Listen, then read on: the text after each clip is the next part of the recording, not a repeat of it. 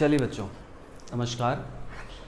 तो last class में ethers हम लोग कर रहे थे और ऑलमोस्ट ख़त्म हो गया था। उसमें एक दो रिएक्शन हम लोग को और पढ़ना है, ठीक है।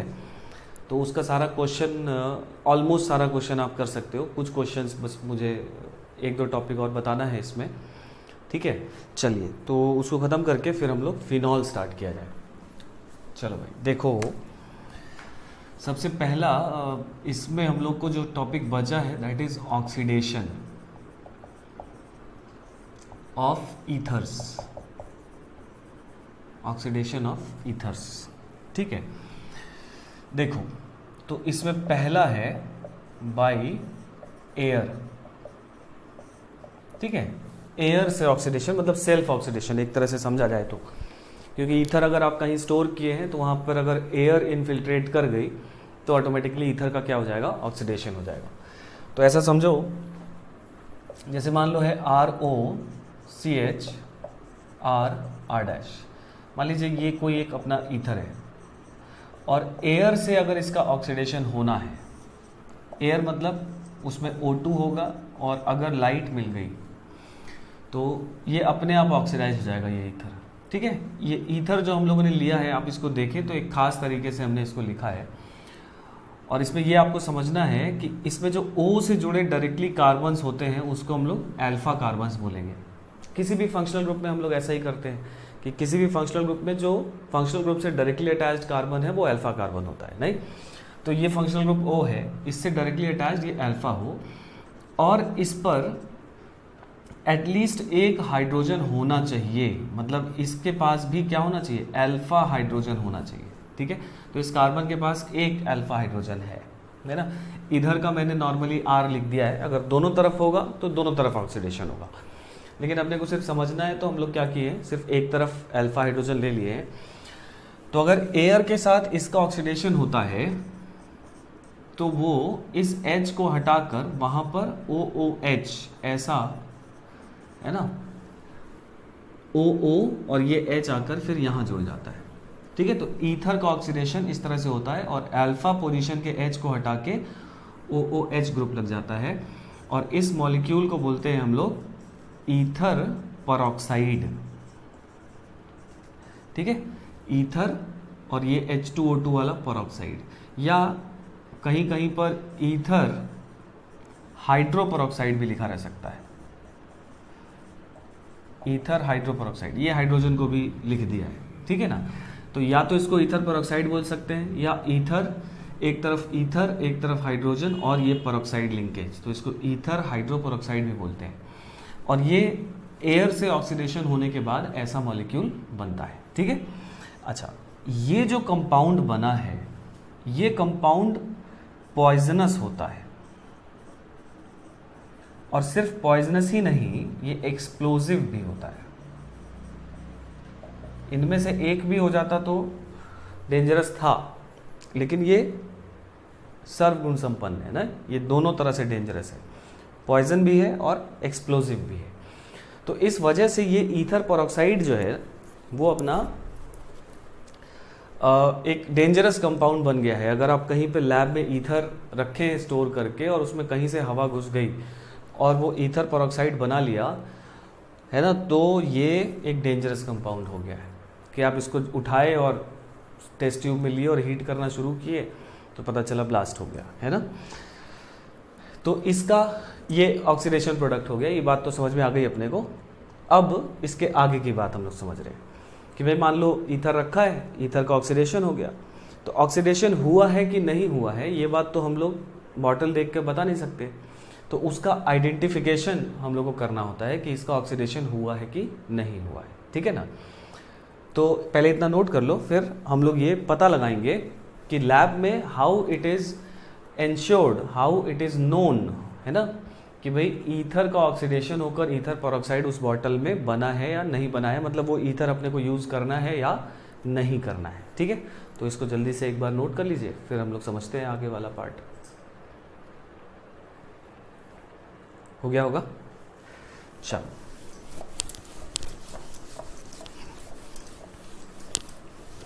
तो पॉइजनस और एक्सप्लोजिव दोनों है ये, और आप लोग आने वाले समय में लैब में जाएंगे ही, है ना। बीटेक कहीं से भी किसी भी ब्रांच से करेंगे, फर्स्ट ईयर में आपको फिजिक्स केमिस्ट्री ही पढ़ना है, तो वहाँ पे केमिस्ट्री लैब होगी, वहाँ पे ईथर भी होगा, तो इसका है ना आप लोग फ़ायदा भी उठा सकते हैं।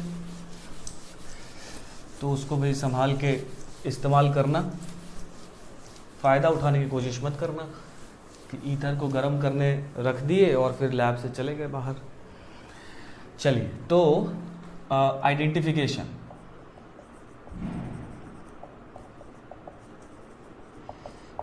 तो आइडेंटिफिकेशन कैसे करते हैं कि ईथर पेरोक्साइड बना है। तो देखो, जो ईथर पेरोक्साइड है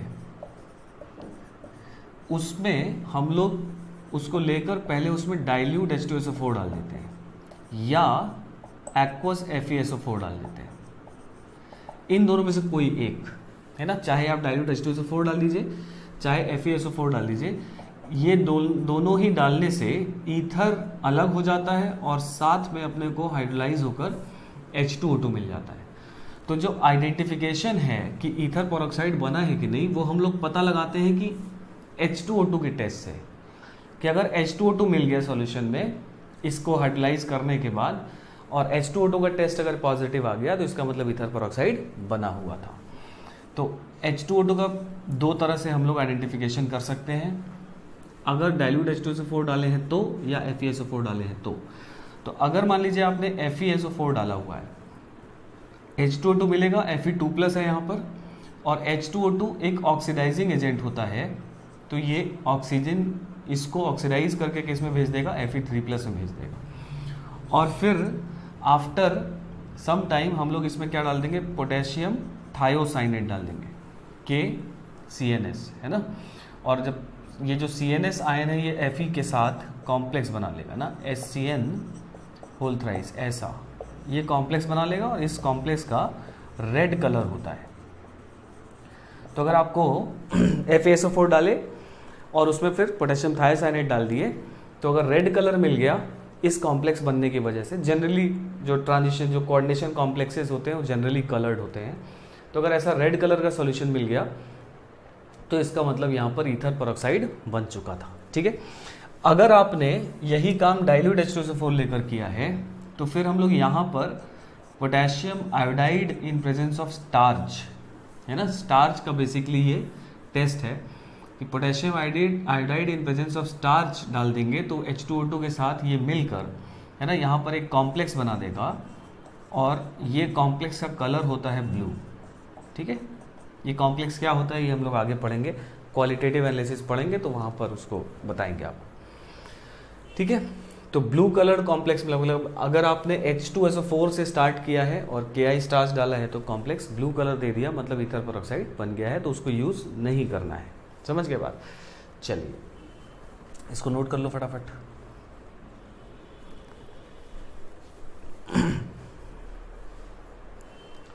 पॉज करके कर लीजिए, हो गया।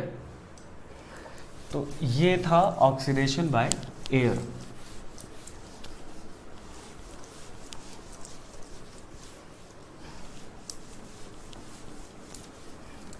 अब लिखो दूसरा, इसमें लिखो ऑक्सीडेशन बाय K2Cr2O7 H+, और KNO4 भी ले सकते हैं। तो जैसे RCH2O CHR, मान लो हम लोगों ने ऐसा ईथर ले लिया और इसका अगर हम लोग ऑक्सीडेशन करा रहे हैं K2Cr2O7 H+ हीट, है ना, तो ये एक स्ट्रॉन्ग ऑक्सीडाइजिंग एजेंट है ना भाई, स्ट्रॉन्ग, या KNO4 भी ले सकते हैं। तो देखो हम लोगों ने जो सिलेक्ट किया है, एक ये अल्फा कार्बन है, एक ये अल्फा कार्बन है। ठीक है, तो जिधर एक अल्फा H होगा, मतलब अल्फा H होना मस्ट है, अल्फा H इज मस्ट। समझ गए बात ना। अगर अल्फा H ईथर के दोनों तरफ अल्फा H नहीं है तो वो ईथर ऑक्सीडाइज नहीं होगा। समझ गए बात ना।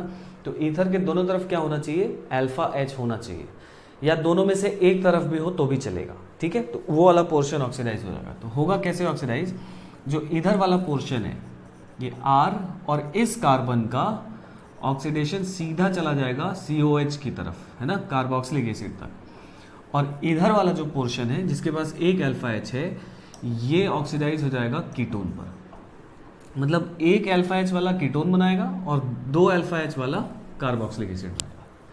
समझ के बाद, तो ईथर का स्ट्रॉन्ग ऑक्सीडाइजिंग एजेंट के प्रेजेंस में इस तरह से ऑक्सीडेशन होता है। क्लियर हुआ? इसको ऐसे भी समझ सकते हो कि देखो मीडियम एसिडिक है, एसिडिक मीडियम में ईथर अनस्टेबल होगा तो इसका हाइड्रोलाइज करा दो, हाइड्रोलाइज करा दोगे तो इधर वाला पोर्शन आपको मिलेगा कौन, RCH2OH, मतलब प्राइमरी अल्कोहल मिलेगा, और प्राइमरी अल्कोहल का इसके साथ ऑक्सीडेशन से एसिड मिलता है। इधर आपको मिल जाएगा हाइड्रोलिसिस से RCHOH R' क्या, और इससे ये सेकेंडरी अल्कोहल हो गया, और सेकेंडरी अल्कोहल से आपको कीटोन मिल जाएगा, क्योंकि एसिडिक मीडियम में ईथर्स आर अनस्टेबल। क्लियर हुआ इतना बात? तो ऐसे भी समझ सकते हैं। ठीक है भाई, चलिए, तो यहाँ तक जो चैप्टर आपका था दिस इज ईथर। ठीक है, अब हम लोग बढ़ते हैं आगे फिनॉल्स की तरफ। ईथर का आप सारा क्वेश्चन आप कर सकते हो, अब उसको लगा के उसको ग्रुप पे पूछ जाइए। ठीक है, चलो इसको नोट कर लो, मैं मिटा रहा हूँ इसको।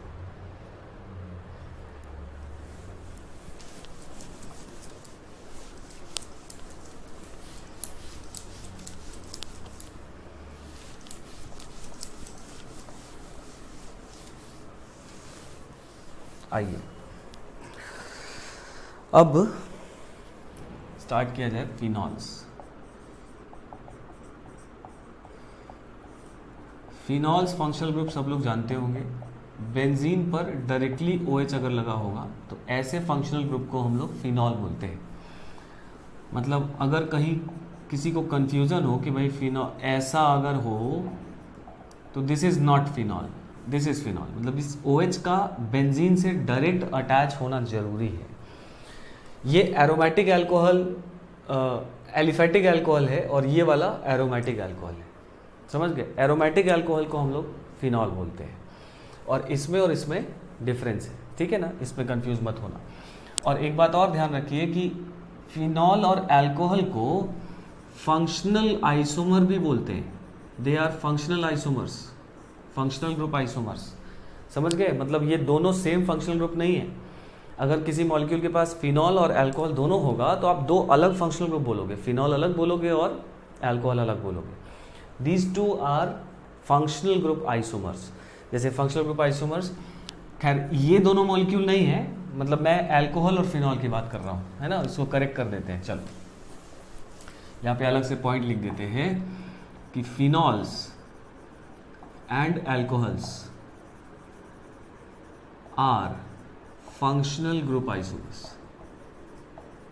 ठीक है, ये दोनों आइसोमर्स नहीं है क्योंकि यहाँ एक कार्बन ज़्यादा है, यहाँ एक कार्बन कम है, तो कुछ लोग कंफ्यूज हो जाते, इसलिए हमने अलग से ये बात लिख दी। जैसे मान लो अगर आपको कोई ऐसा फिनॉल दे दिया है, यहाँ OH और मान लो यहाँ CH3 लगा दिया है, और एक ऐसा कंपाउंड दे दिया है, यहाँ CH2OH दे दिया है, अब दोनों का मॉलिक्यूलर फॉर्मूला सेम है, तो ये दोनों आपस में फंक्शनल ग्रुप आइसोमर होंगे, न कि सेम फंक्शनल ग्रुप। नहीं कि सर OH फिनॉल ये भी अल्कोहल है, ये भी अल्कोहल है, नहीं। Phenols and this thing alcohols are functional group isomers. ठीक है, चलिए, तो सबसे पहले अगर हम लोग इसका प्रिपरेशन की बात करें तो देखो इसमें एक मेथड ज़्यादा मज़ेदार है, बाकी तो ऐसे ही है। एक है, देखो सबसे पहले bye hydrolysis of benzene diazonium salt,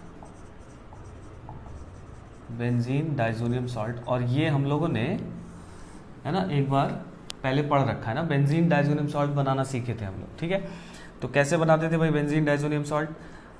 aniline ले लेते थे प्राइमरी वाला, इसमें हम लोग डाल देते थे कौन, एक्वस HNO2, या ये अनस्टेबल होता है तो हम लोग इन सिटू बनाते थे, याद आ रहा है ना, NaNO2 in presence of aqueous HCl। ठीक है, और टेम्परेचर 0 to 5 डिग्री सेल्सियस हम लोग रखते थे। तो इसके रिएक्शन से मैकेनिज्म भी हम लोगों ने पढ़ा था कि कैसे बनता है। इसके रिएक्शन से N2+Cl- बेंजीन डाइजोनियम सॉल्ट बन जाएगा। और इस बेंजीन डाइजोनियम सॉल्ट का वहाँ पर भी हम लोगों ने बात की थी, अगर आप इसका सिंपली हाइड्रोलिसिस कर दें, मतलब वाटर डाल के इसको वार्म कर दें और एक कैटलिस्ट इस्तेमाल किया जाता है ना, Cu2O Cu2+, ठीक है, ये कैटलिस्ट के तौर पे पड़ा रहता है। इसका क्या रोल है वो रोल जानने की ज़रूरत नहीं है, इसको डाल दिया जाता है इसमें और सिंपली वाटर डाल देते हैं तो पॉसिबली कुछ ऐसा रिएक्शन होता है और यहाँ पर OH आ जाता है, तो ये बन जाता है अपना फिनॉल, ठीक है। तो ये मेथड हो गया by hydrolysis of benzene diazonium salt. और ये मेथड जो है स्पेसिफिकली इस मेथड को हम लोग लैब मेथड बोलते हैं, ठीक है। और इस मेथड की एक खास बात ये होती है कि अदर ग्रुप्स आर अनएफेक्टेड, ठीक है। मतलब इस मेथड से जो अगर और कोई ग्रुप लगा हुआ है तो वो ग्रुप का कुछ नहीं होगा, वो ग्रुप अपना इंटैक्ट पड़ा रहेगा, जैसा पड़ा था वैसा पड़ा रहेगा। जैसे मान लो यहाँ ब्रोमीन जोड़ दिए, यहाँ CH3 जोड़ दिए और इसमें अगर हम लोग हाइड्रोलिसिस कर दिए, H2O के साथ वार्म कर दिए, ठीक है। तो जो अदर ग्रुप्स हैं, ब्रोमीन है और CH3 है, इनका कुछ नहीं होगा, सीधा यहाँ OH आ जाएगा, यहाँ ब्रोमीन है, यहाँ CH3 है, अदर ग्रुप्स आर अनएफेक्टेड, ठीक है। तो ये मेथड लैब मेथड कहलाता है। क्लियर, इसको जल्दी से नोट कर लीजिए। इंडस्ट्रियल मेथड देख लिया जाए, लिख लिया है, चलो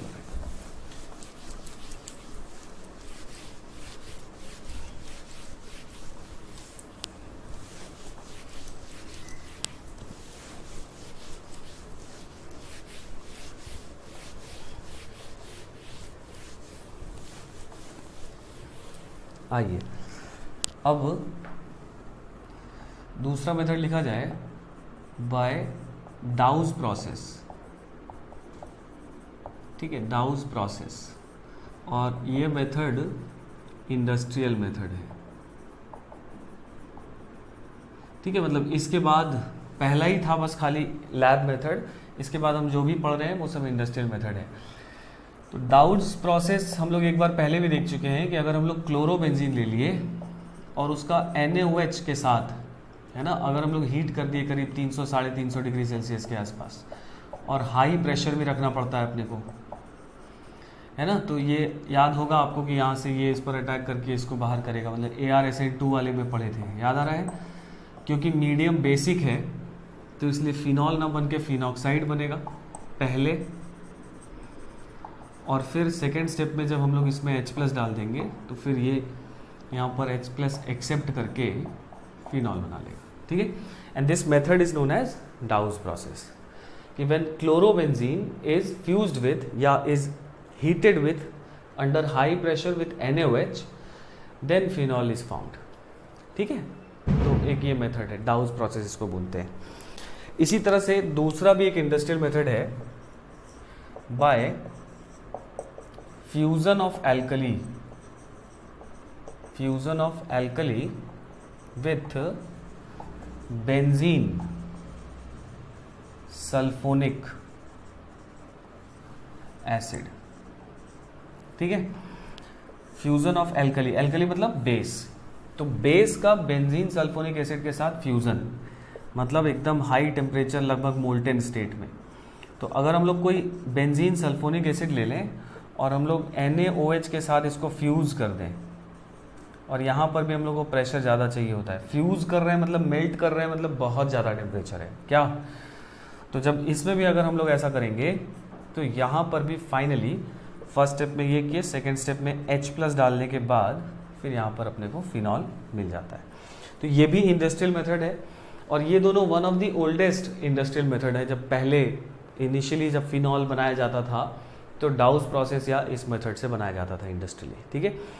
अभी जो रिसेंट जो मॉडर्न मेथड है वो इससे थोड़ा अलग है, वो इसके लिए इतना रिगरस कंडीशंस नहीं चाहिए, ये बहुत रिगरस कंडीशंस है। लैब में बेंजीन डाइज़ोनियम सॉल्ट से बना ले रहे हैं क्योंकि वहाँ पर बहुत कम टेम्परेचर मेंटेन करना होता है, तो वो लैब में कर सकते हैं हम लोग। इंडस्ट्री में उतना कम टेम्परेचर मेंटेन अगर नहीं हुआ तो नाइट्रोजन गैस बाहर निकल जाएगी वहाँ से और फिर वो ब्लास्ट शुरू हो जाएगा, क्योंकि बहुत अनस्टेबल कंपाउंड बनेगा, फिनाइल कार्बोकेटाइन बनेगा, बोलो भाई। और यहाँ पर भी इतना फ्यूज़ करना या हीट करना या हाई प्रेशर करना, तो बहुत ज़्यादा आपको फ्यूल जलाना पड़ेगा, है ना। और ज़्यादा फ्यूल जलाना मतलब ज़्यादा पैसा लगना, ठीक है ना। तो इस तरह से हम लोग 350 डिग्री जहाँ पे काम इससे कम टेम्परेचर पे चल जाएगा, तो वहाँ पे हम लोग तो ग्लास बनाते हैं, आयरन बनाते हैं, वहाँ 1700 डिग्री पर हम लोग फर्नेस को हीट करते हैं और वो फ्यूल जलाकर करते ही हैं, ठीक है। तो जहाँ पर नहीं कर सकते वहाँ पे करना ही होता है, लेकिन जहाँ पर एक आसान मेथड अपने पास अगर मिल जाए तो फिर हम लोग इतना भी हीट देकर अपना पैसा और फ्यूल क्यों वेस्ट किया जाए, ठीक है। चलिए, तो ये दोनों ओल्डर इंडस्ट्रियल मेथड्स थे। अब जो बनाया जाता है और उस पर क्वेश्चन भी खूब आता है आजकल, वो मेथड लिखा जाए, है ना। इसको नोट कर लिया होगा।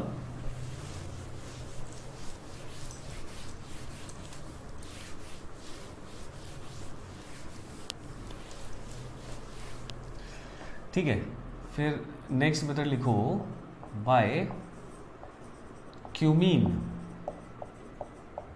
Hydroperoxide, by cumene hydroperoxide. Important method है, इससे क्वेश्चन ऑलमोस्ट हर अल्टरनेटिव ईयर पे पूछ लिया जाता है। तो देखो, इसमें 3 स्टेप है इस मेथड में। पहले स्टेप में क्या करते हैं, बेंजीन ले लेते हैं और बेंजीन का रिएक्शन करा देते हैं प्रोपीन के साथ, CH3CH double bond CH2, catalyst के तौर पर H+ और थोड़ा बहुत हीट या वार्म करते हैं। तो ये पता है क्या होगा सबको, है ना। स्टेप 1 में देखो क्या हो रहा है, यहाँ पे बनेगा CH और CH3CH3। बताओ, स्टेप 1 है ना। क्या हुआ है इसमें, यहाँ से यहाँ कैसे बना है, ES हुआ है ना। इलेक्ट्रोफिलिक एरोमेटिक सब्स्टिट्यूशन हुआ है। कैसे हुआ है, H+ इस पर किया अटैक, यहाँ पे पॉजिटिव चार्ज आया, ये जाके इस पर अटैक कर दिया, ये बना है। पढ़े थे हम लोग फ्रेडल क्राफ्ट एल्काइलेशन, ऐसा समझ सकते हैं। तो ये जो कंपाउंड बना है, this compound is called cumene, ठीक है। अब देखो स्टेप 2। स्टेप 2 में ये जो क्यूमीन बना है, इस क्यूमीन का हम लोग कराते हैं ऑक्सीडेशन एयर में।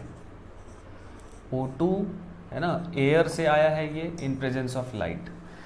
तो यहाँ जो हाइड्रोजन है ये हटकर जैसा ईथर परऑक्साइड बना था, ठीक वैसा ही यहाँ पर OOH ऐसा बन जाएगा, और इसका नाम बोलते हैं हम लोग क्यूमीन हाइड्रोपेरोक्साइड।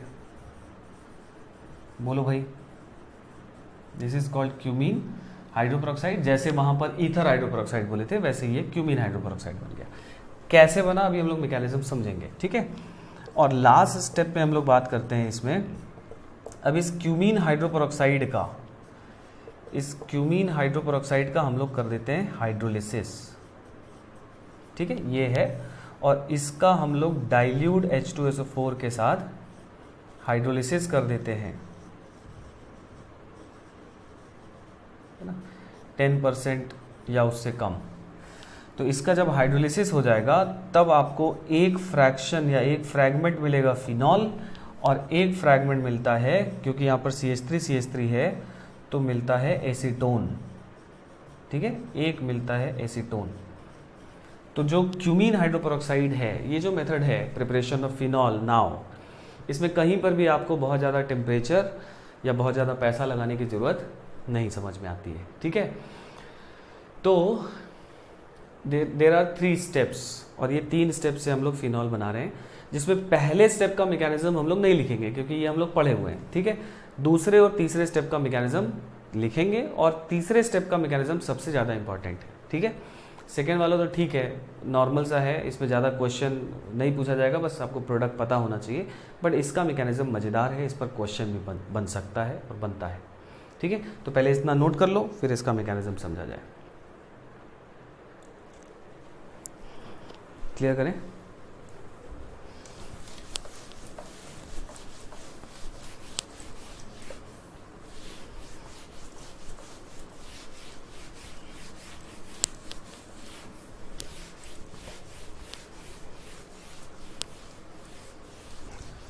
चल, मैकेनिज्म।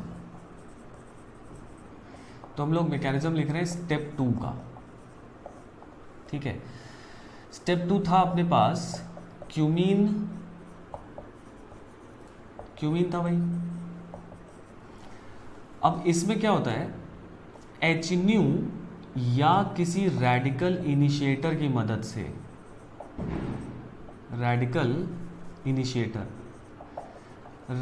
इनिशिएटर क्या हुआ, कोई भी ऐसा चीज जैसे कि फोटॉन हो गया या कोई एक फ्री रेडिकल ही हो गया जो रेडिकल बनने में मदद करे, ठीक है। तो HNu के प्रेजेंस में ये कार्बन हाइड्रोजन बॉन्ड है ना रेडिकल की तरह टूट जाएगा, तो यहां पर एक इस तरह का रेडिकल बनता हुआ दिखाई दे रहा है, ऐसा रेडिकल। बोलो भाई सर यही वाला हाइड्रोजन क्यों निकला, ये और ये क्यों नहीं निकला? क्योंकि ये सबसे ज़्यादा स्टेबल है, क्योंकि ये इसके पास 6 अल्फा हाइड्रोजन है और बेंजीन के साथ रेजोनेंस में भी, इसलिए यही वाला निकलेगा। रेडिकल इनिशिएटर इसी हाइड्रोजन को बाहर कर देगा, तो ये रेडिकल बन गया। अब ये रेडिकल ऑक्सीजन के साथ करता है रिएक्ट, क्योंकि स्टेप 2 में ऑक्सीजन के साथ होता है रिएक्शन। तो ऑक्सीजन के साथ कैसे रिएक्ट करता है, अगर आप याद करें तो ऑक्सीजन के पास मॉलिक्यूलर ऑर्बिटल थ्योरी से अगर जाएं तो ऑक्सीजन के पास एंटी बॉन्डिंग ऑर्बिटल में पाई 2px और पाई एंटी बॉन्डिंग 2py है ना, उस दोनों में एक एक अनपेयर्ड इलेक्ट्रॉन होता है। तो बेसिकली इसके पास 2 अनपेयर्ड इलेक्ट्रॉन है और ये भी अनपेयर्ड है, तो वो पेयर्ड अप होना चाहेंगे। तो हम लोग ऑक्सीजन को भले ऐसे बना दें, but oxygen molecular orbital theory के हिसाब से इट हैज़ अनपेयर्ड इलेक्ट्रॉन, मतलब ये जो पाई बॉन्ड बना दिख रहा है बेसिकली जब इससे रिएक्शन हो जाएगा तो ये पाई बॉन्ड टूट जाएगा और ऐसा एक हाइड्रोजन पेरोक्साइड का रेडिकल बनता नजर आएगा, ठीक है। ये बन गया। और अब यहां से क्या होगा कि जो दूसरा क्यूमीन हाइड्रोपेरोक्साइड मॉलिक्यूल था ये भी बना होगा सिस्टम में, तो ये रेडिकल अब चेन प्रोपोगेशन हो जाएगा स्टार्ट, कि अब इससे ये खींच लिया तो यहाँ पर क्यूमीन हाइड्रोपेरोक्साइड बन गया CH3OOH और साथ में यहाँ से हाइड्रोजन चला गया तो ये बन गया CH3CH3 रेडिकल, और ये रिसाइकल होगा। कैसे रिसाइकल होगा ये, अब इससे फिर ऑक्सीजन से रिएक्ट करके फिर ऐसा बनाएगा, ये फिर अगले से करेगा। तो ये वाला हो गया, ये वाला स्टेप हो गया chain initiation step, CI chain initiation step, और ये वाला स्टेप हो गया chain propagation step, free radical mechanism है, और फिर ये रिसाइकल करने लगता है, ठीक है। और यही दोनों स्टेप इसमें जो होते हैं फ्री रेडिकल मैकेनिज्म में, यही दोनों ज़्यादा इंपॉर्टेंट होते हैं, है ना। जो चेन टर्मिनेशन है तो वो सब जानते ही हैं कि कैसे कैसे चेन टर्मिनेट हो सकती है। तो ये हो गया स्टेप 2 का मैकेनिज्म, क्लियर। चलिए, अच्छा ऐसा ही वहाँ ईथर पेरोक्साइड में भी होता है ना, तो इसीलिए वहाँ नहीं बताए थे क्योंकि यहाँ बताना ही है। इसको नोट कर लो जल्दी से, फिर स्टेप 3 का मैकेनिज्म देखा जाए जो सबसे मज़ेदार और सबसे इंपॉर्टेंट है। क्लियर करें इसको।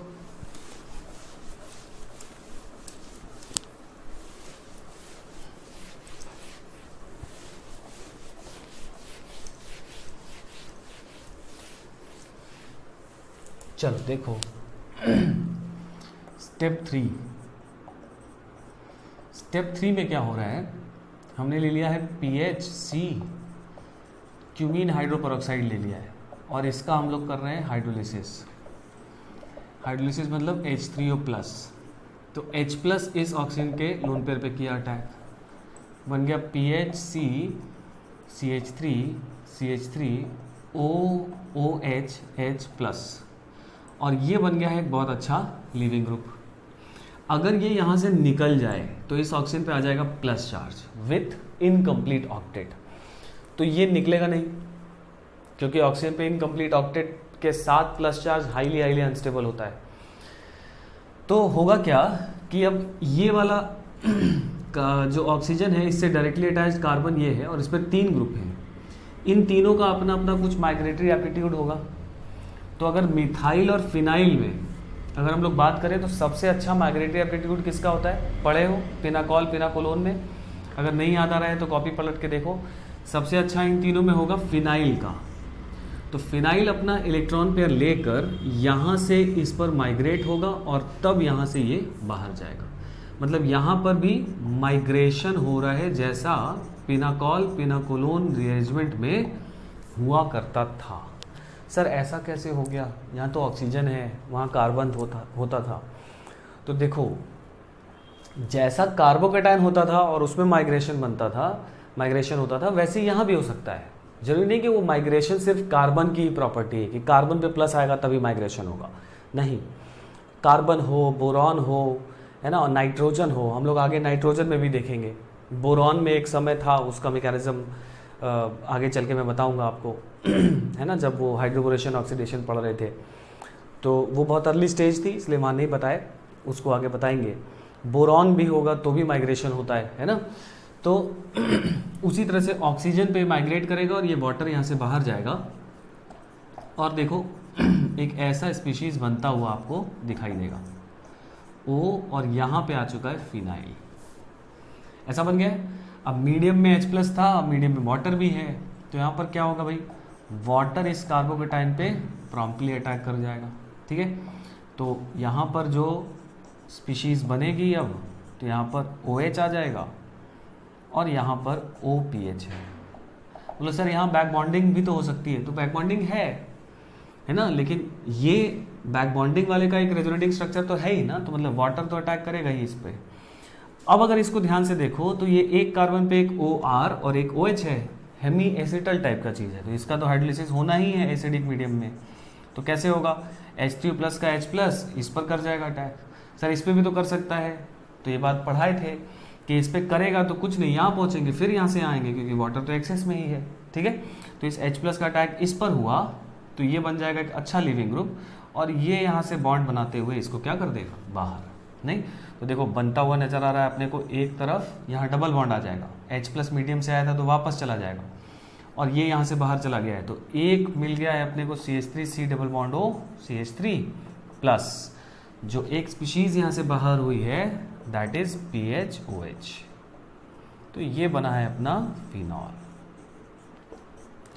बोलो भाई समझ में आ गया। तो ये इसके हाइड्रोलिसिस का मैकेनिज्म है। मजेदार बात ये है कि यहाँ पर क्योंकि हम लोग फिनॉल बना रहे हैं, तो ऐसा एल्कीन लिए थे कि दोनों के पास मिथाइल था, तो फिनाइल माइग्रेट किया। लेकिन यहाँ से माइग्रेट करेगा कौन, कॉन्सेप्चुअली कौन करेगा। अगर आपको अलग अलग ग्रुप लगा के दे दे, यहीं से रिएक्शन स्टार्ट करे कि कंप्लीट द फॉलोइंग रिएक्शन, तो आप किसको माइग्रेट कराओगे, जिसका माइग्रेटरी एप्टीट्यूड सबसे ज़्यादा होने वाला है। समझ गए। और कुछ आइसोटोपिक चेंजेस भी हो सकते हैं, वो क्वेश्चन के थ्रू समझते हैं, ठीक है, वो ज़्यादा समझ में आएगी बात। तो पहले इतना नोट कर लो, फिर ज़रा हम लोग इस पर एक दो क्वेश्चन किया जाए।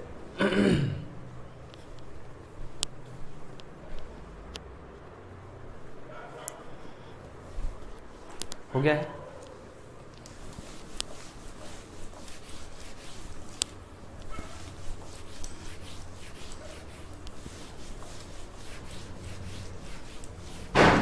चलो भाई,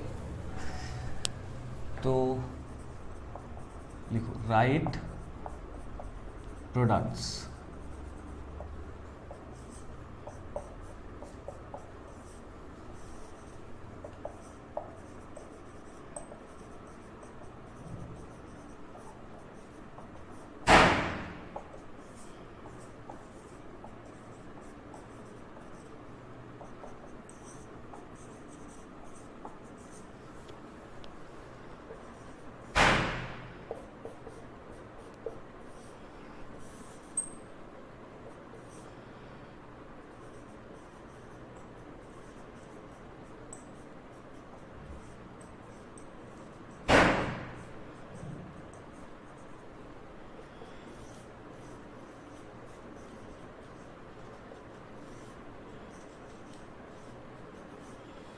ठीक है, दोनों के दोनों प्रोडक्ट्स लिखिए।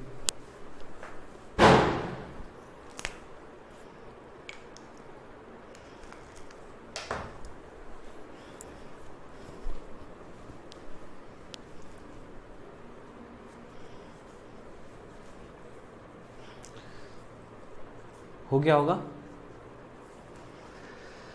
तो हाँ, अब देखो यहाँ ये O2O18 लिखा हुआ है ना। तो अब आप मैकेनिज्म खंगालो कि O2O18 का मतलब कि दो प्रोडक्ट मिल रहे हैं अपने को, फिनॉल मिल रहा है और एसीटोन मिल रहा है, तो किसके पास कौन सा O जाएगा, क्योंकि ये वाला O16 है और ये वाला O18 है। ठीक है। चलिए, तो इसमें एक बार देखा जाए, यहाँ से ज़रा देखा जाए, एक ये बना था PH CH3 मैक्सिमम लोगों ने कर लिया होगा इसको, जो लोग मैकेनिज्म को फॉलो कर रहे हैं।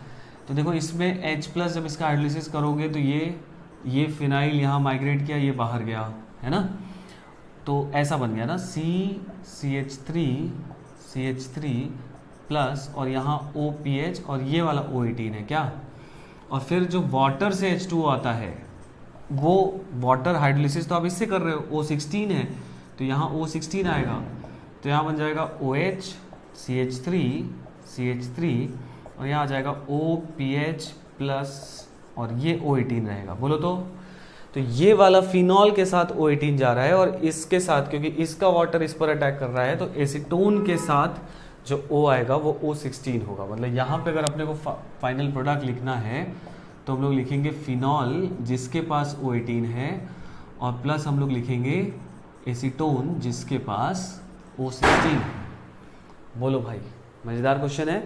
तो ये इसमें फेरबदल कर सकता है, ठीक है। उसी तरह से जरा इसका प्रोडक्ट लिखा जाए, है ना। इसको नोट कर लो जिसको करना है, मैं मिटाऊंगा इसको, नहीं।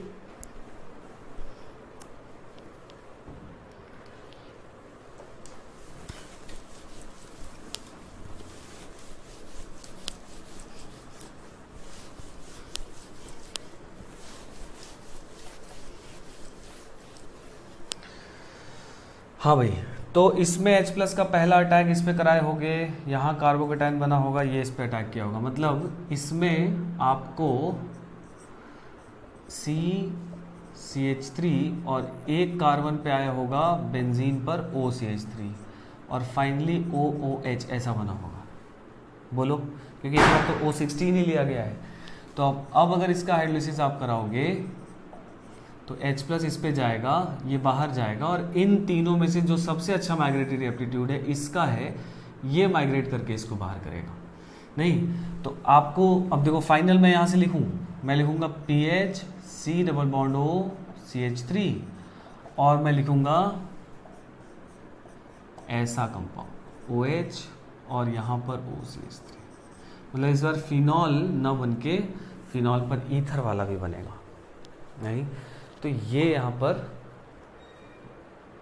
परम्यूटेशन कॉम्बिनेशन इस्तेमाल कर सकता है, ठीक है। तो कई लोगों का सही होगा ये, है ना, क्योंकि बढ़िया मैकेनिज्म है और यहीं पर खेल है, ठीक है। चलिए, तो ये प्रिपरेशन ऑफ फिनॉल्स हैं। अब आप लिखिए, आगे बढ़ा जाए।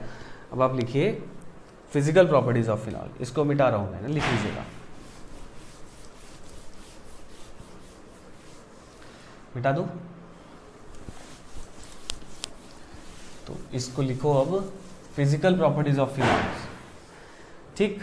और उसके बाद आप क्या करो, वही आधे पेज की जगह छोड़ लो और NCERT से फिजिकल प्रॉपर्टी वहाँ पे एकदम अच्छी तरह से समझते हुए पॉइंट वाइज सेल्फ नोट्स बना लीजिए, ठीक है। वो बहुत ज़रूरी है।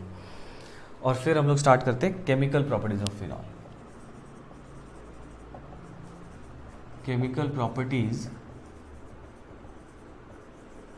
Of phenols.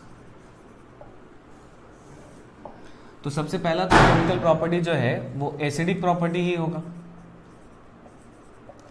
है ना, क्योंकि फिनॉल जो है वो एसिडिक होता है, ठीक है। और अपने को पता है कि फिनॉल का जो pK होता है वो अप्रॉक्सीमेटली 10 होता है, अगर स्पेसिफिकली बात करें तो 9.95, ठीक है। तो सबसे पहले तो ये रिएक्शन कंप्लीट कर दो। अगर इसका रिएक्शन हम लोग NaOH से करा दे तो, इसका रिएक्शन अगर हम लोग KOH से करा दे तो, इसका रिएक्शन हम लोग Na2CO3 से करा दें, इसका रिएक्शन हम लोग NaHCO3 से करा दें, इसका रिएक्शन हम लोग अगर NaNH2 से करा दें, NaH से करा दें, CH3MgBr से करा दें, या इसका रिएक्शन हम लोग किसी एक्टिव मेटल से करा दें,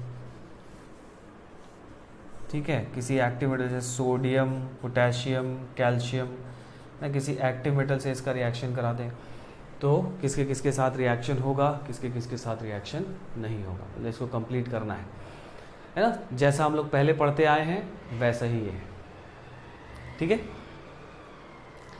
तो ये एसिडिक है, ये बेसिक है और इस तरह के क्वेश्चन करने के लिए हम लोगों ने एक एसिडिक स्ट्रेंथ का जनरल ऑर्डर लिखा है, ठीक है, जो अब तक मैं समझता हूँ कि याद हो गया होगा, लेकिन अगर नहीं हुआ है तो एक बार फिर से लिख लो, मैं फिर से लिख रहा हूँ, ठीक है।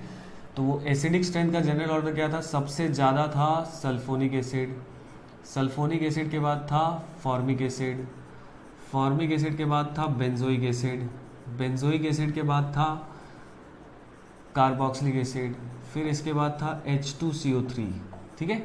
H2CO3 के बाद फिर कौन आ जाता था, फिनॉल एंड कंपनी ना, फिनॉल, फिनॉल के ही बराबर HCN, इसी के बराबर अमीनियम आयन, है ना, ऐसा, इसी के बराबर कौन, अपना एक्टिव मिथिलिन कंपाउंड, और इसी के बराबर NaHCO3, ठीक है। फिनॉल के बाद कौन आता था अपना वाटर, वाटर के बाद आता है एल्कोहल्स, ठीक है। फिर एल्कोहल के बाद कौन आता है अपना एल्काइंस, एल्काइंस के बाद आएंगे कौन, हाइड्रोजन, हाइड्रोजन के बाद अमोनिया एंड इट्स डेरिवेटिव, इसके बाद आएगा अपना एल्कीन, और एल्कीन के बाद आएगा एल्केन। बोलो भाई, यही था जनरल ऑर्डर। एक बार पीके भी लिख लिया जाए, तो इसका पीके निगेटिव में है, इसको छोड़ दो, स्ट्रांग है, इसका पीके पर 3.77, इसका आप मेरे साथ रिपीट कर सकते हैं, जिनको याद है या लगता है कि याद है तो एक बार रिपीट करने की कोशिश करो, देखो धीरे धीरे याद होगा।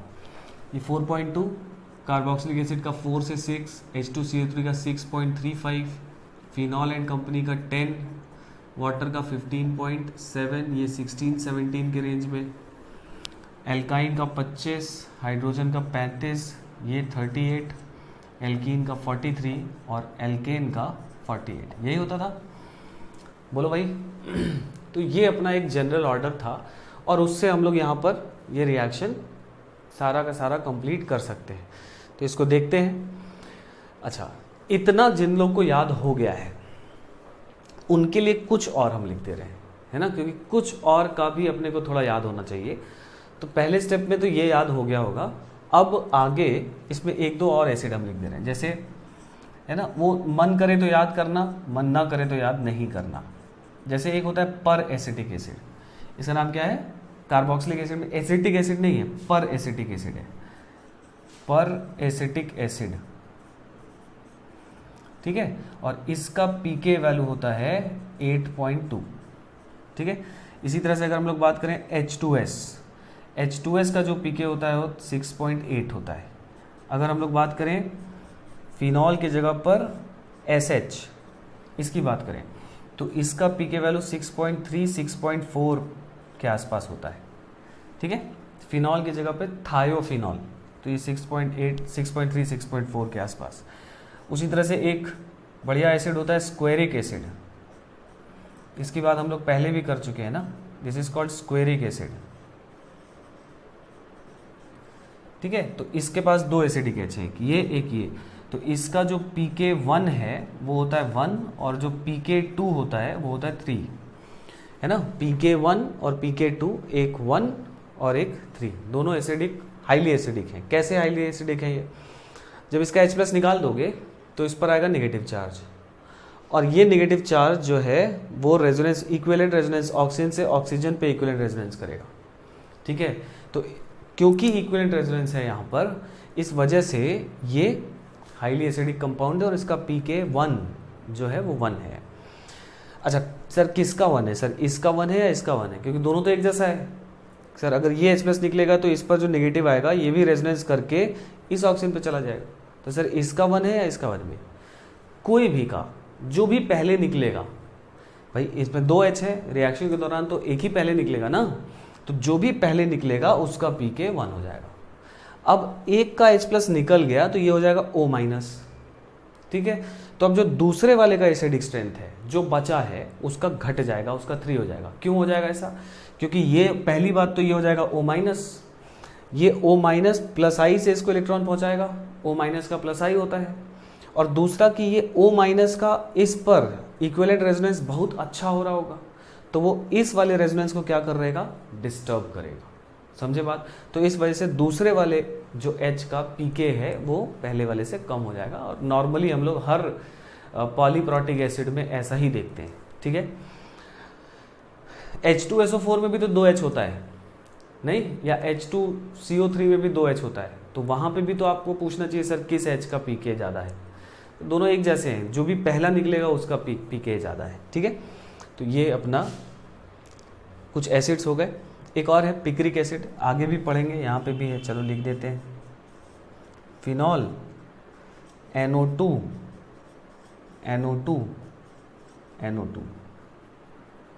ठीक है, इसको बोला जाता है पिक्रिक एसिड, ठीक है, पिक्रिक एसिड। और इसके पास कोई कार्बोक्सिलिक एसिड ग्रुप नहीं है, फिर भी इसको बोला जाता है पिक्रिक एसिड। और इसका पीके वैल्यू जो होता है वो करीब करीब 0.9 के आसपास होता है, क्योंकि 3 NO2 ग्रुप जुड़े हुए हैं, बहुत स्ट्रॉन्ग इलेक्ट्रॉन विथड्रॉइंग। तो ये हाईली एसिडिक कंपाउंड है। पीके इज 0.9, मतलब more than carboxylic acid, more than formic acid, more than benzoic acid, ठीक है ना। चलिए, तो ये कुछ और हैं, अगर आपका याद, इसको तो ध्यान रख लो, इसको तो ध्यान रख लो। इधर आप नहीं भी ध्यान रखोगे तो कोई लॉस नहीं होगा, इतना ज़्यादा डिटेल में नहीं पूछता, वो ऑप्शन देखकर काम चल जाएगा आपका। बट इन दोनों को तो एक बार ध्यान रखिए, इससे जीओसी के क्वेश्चन भी आपके बनेंगे, ठीक है। चलिए, तो इसको नोट कर लो। अच्छा, इसमें हम लोग को थोड़ी बात करनी थी, ठीक है, इसको मैं मिटा रहा हूँ।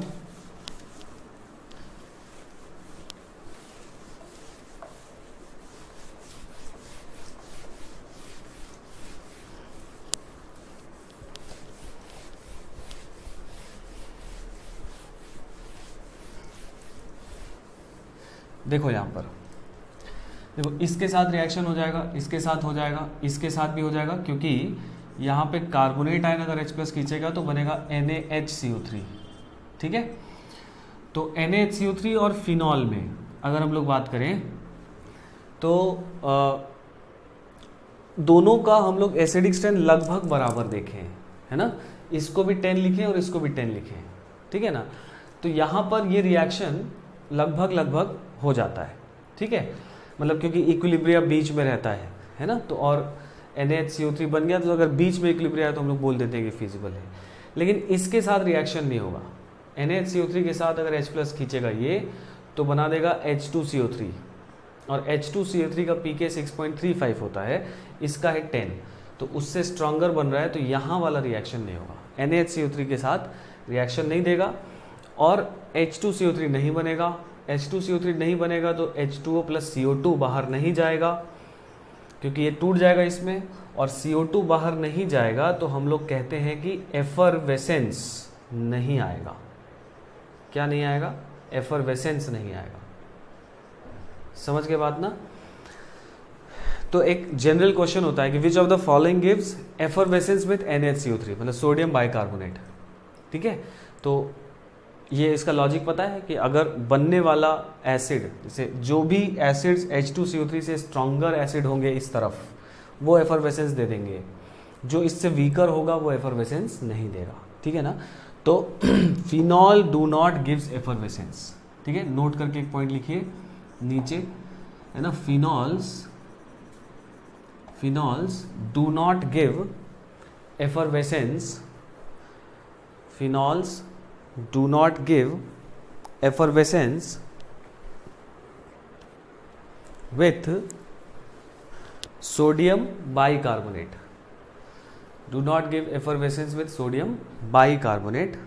फिनॉल से स्ट्रॉन्गर एसिड दे देंगे, है ना, क्योंकि फिनॉल से जो स्ट्रॉन्गर है वो, क्योंकि इससे स्ट्रॉन्गर चाहिए आपको, इससे जो भी स्ट्रॉन्गर एसिड है वो एफरवेसेंस दे देंगे, ठीक है ना। तो हम लोग ने क्या लिखा? Phenol do not give. Second point लिखो, इंपॉर्टेंट पॉइंट है, देखो if at least one NO2 group, कोई और ग्रुप नहीं, कौन सा? NO2 group. If at least one NO2 group is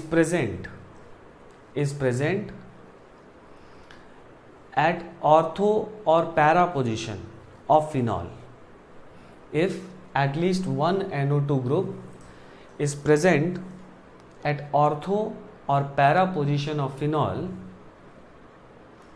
then it gives effervescence with NaHCO3, then it gives effervescence with NaHCO3, समझे मेरी बात। तो एक फैक्ट है जिसको आपको ध्यान रखना है कि अगर फिनॉल के किसी भी ऑर्थो या पैरा पोजीशन पर अगर एक NO2 ग्रुप लग गया तो वो एफरवेसेंस दे देता है, ठीक है।